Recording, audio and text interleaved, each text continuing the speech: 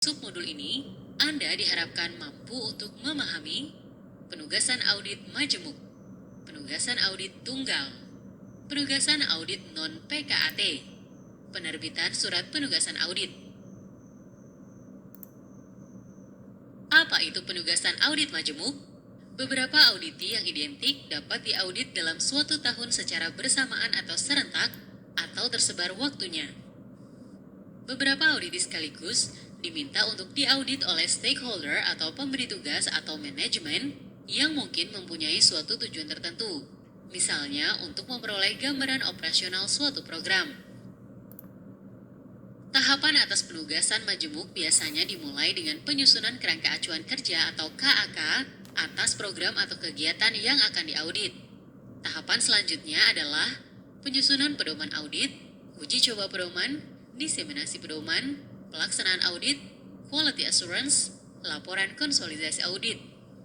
Simpulan yang diperoleh dari penugasan tersebut selanjutnya akan dijadikan dasar penugasan audit pada auditi-auditi yang mempunyai karakteristik identik.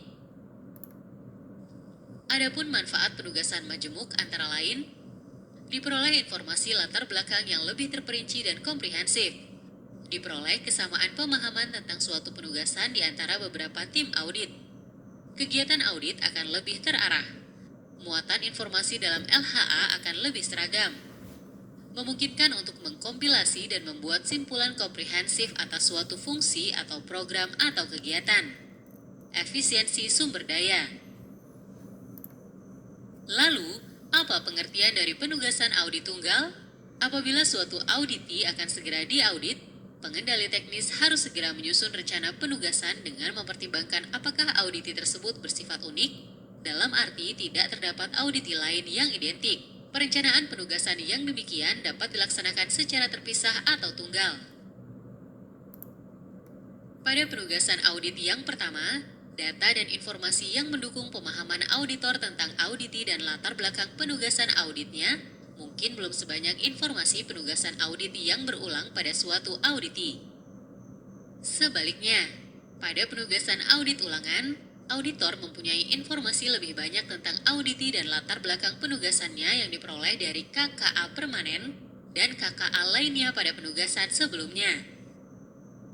Namun demikian, informasi tersebut harus dikaji ulang sehubungan dengan perkembangan kebutuhan, karakteristik, dan cakupan informasi dari pengguna LHA, serta adanya perkembangan lingkungan, misalnya yang terkait dengan kondisi sosial, politik, ekonomi, dan teknologi.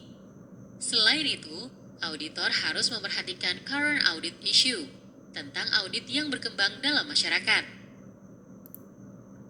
Pada kondisi tertentu, terdapat permintaan untuk melakukan audit pada auditi yang tidak tercantum dalam PKAT. Sekalipun perencanaan audit telah dilakukan dengan audit berbasis risiko, namun tidak tertutup kemungkinan adanya perintah untuk melakukan audit pada auditi-auditi yang tidak tercantum dalam PKAT karena suatu alasan yang tidak dapat dihindarkan. Audit tersebut disebut dengan istilah audit non-PKAT dan auditinya disebut auditi non-PKAT. Audit atas skandal Bank Senturi dan audit atas penanggulangan lumpur Lapindo adalah contoh audit non-PKAT yang berasal dari perintah Presiden kepada Kepala BPKP. Sedangkan contoh di daerah adalah investigasi proyek pembukaan lahan kelapa sawit Sulawesi Tengah. Salah satu upaya untuk menindaklanjuti permintaan stakeholder sesuai dengan peraturan perundang-undangan yang berlaku, auditor atau pengendali teknis diperkenankan berinisiatif memeriksa auditi-auditi non-PKAT dalam rangka menindaklanjuti permintaan manajemen untuk memecahkan masalah-masalah yang krusial, temuan hasil audit sebelumnya, pengaduan masyarakat sebagai wujud akuntabilitas publik. Surat penugasan audit berfungsi untuk memberikan kewenangan kepada auditor untuk menjalankan amanah lembaga, maka auditor harus benar-benar memperhatikan batasan-batasan dalam surat tugas tersebut. Isi surat tugas sekurang-kurangnya memuat identitas auditi, dasar penugasan, jenis penugasan, masa audit atau tahun anggaran yang diaudit, dan lama penugasan atau tanggal mulai dan tanggal berakhir.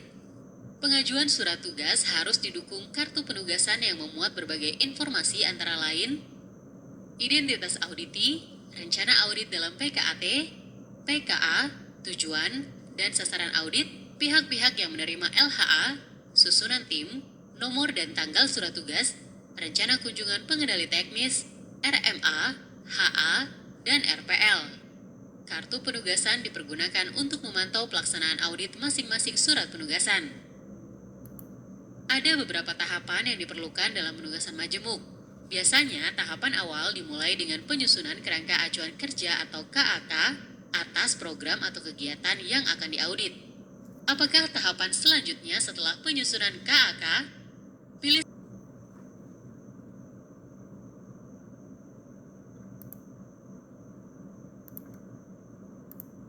apakah yang menjadi alasan dilakukannya perencanaan penugasan secara terpisah atau tunggal? Pilih satu.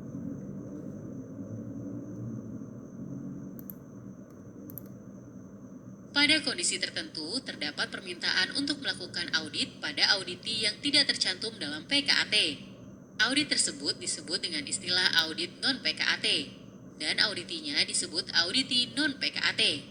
Apakah alasan dilakukannya audit non-PKAT?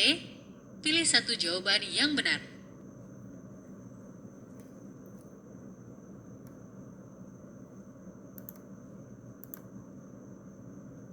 Harus ada pada penerbitan surat penugasan audit?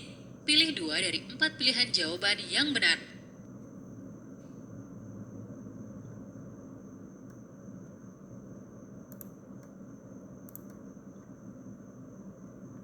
Selamat!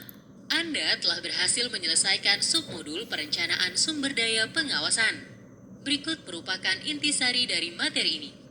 Klik pada setiap istilah untuk penjelasan singkat.